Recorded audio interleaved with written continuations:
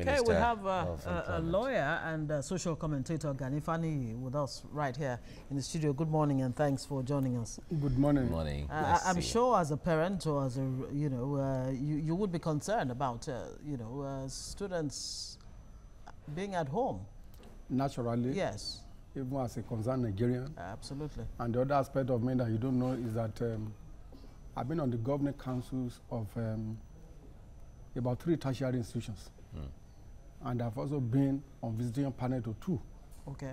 So I have an insight into DU at hand, not just as a lawyer alone, but as an administrator.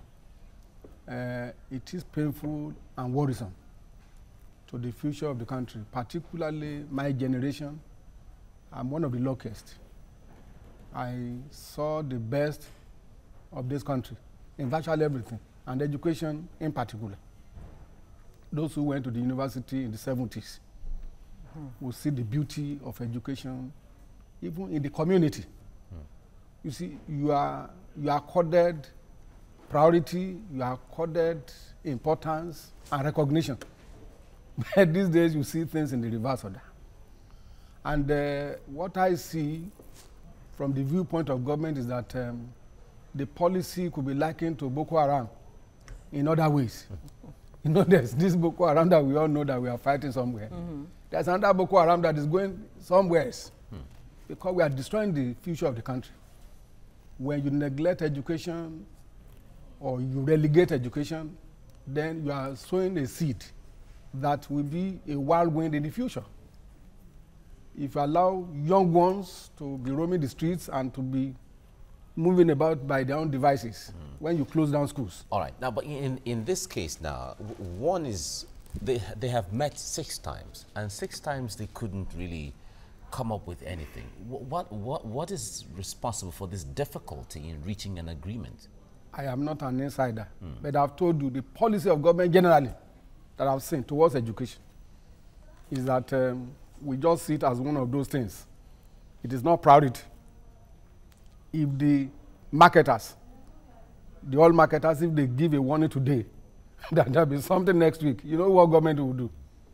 The government will be running helter-skelter. But when it is the educational sector, whether ASUP or ASU or NUT, they say, let them just wait. So we are not doing the right thing. I'm sure there's nobody in government today or a policymaker that does not know what is right. If we do the right thing, all these things will not happen. There is a cause. What we are seeing is just effect.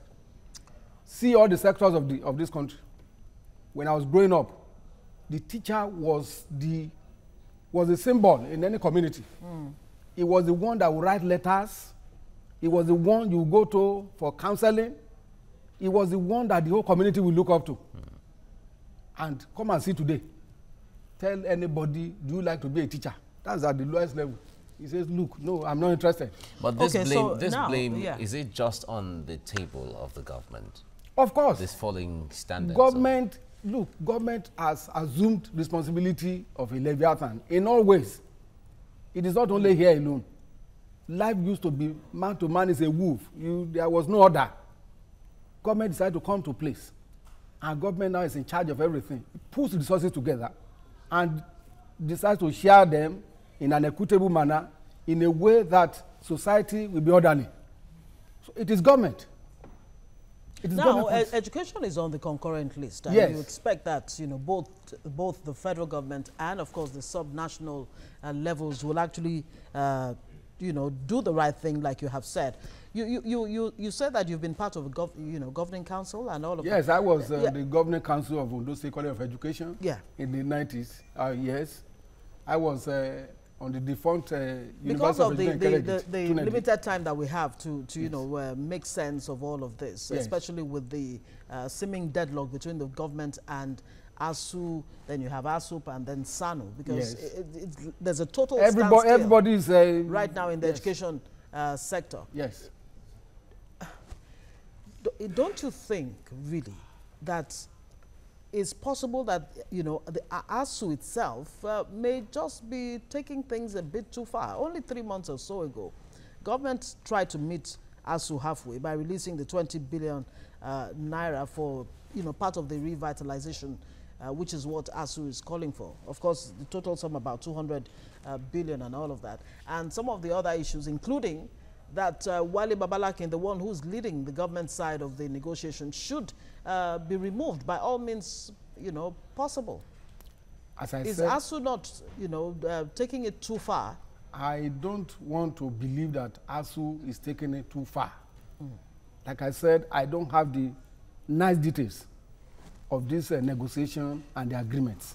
But what I'm saying generally, we all see what is happening. When you say a politician passing by, yeah, we understand that what we're trying to achieve is what can you put forward, for ASU and of course government, so that we can go past this, difficult situation. That's what I'm saying. So that we can move forward. The government has its hand on the handle, on the lever.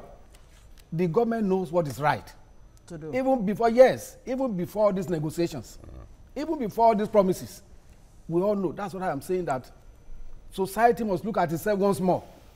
Okay. Yes, look at politics, politicians, lecturers, in all my endeavors, particularly at the tertiary level management. As I told you, I was on the Governing Council of the University of Ado-Ekiti. I was on the visiting panel to the University of Calabar in 2011. Okay. It's like an audit. I saw too many things that were frightening. Like what? Fraud. You see mismanagement. You see lack of funding. Within the system? Within the system. All right. So because what we used to see in the ivory tower in those days, they have been somehow, what do you call it? They demystified. All right. We have to leave you here now. When you see, I'm sorry, when you see a vice chancellor in my days, you don't know, you see a vice chancellor in even teaching. Yeah. These days, if you see a vice chancellor, you will not even know whether it was a governor that is passing or not. Okay. We have to leave you here now, Gani Fani, lawyer and social commentator. Thank you so much for coming on the program to give us insight. Thanks indeed for having me here. Exactly. Thank you. Thank you.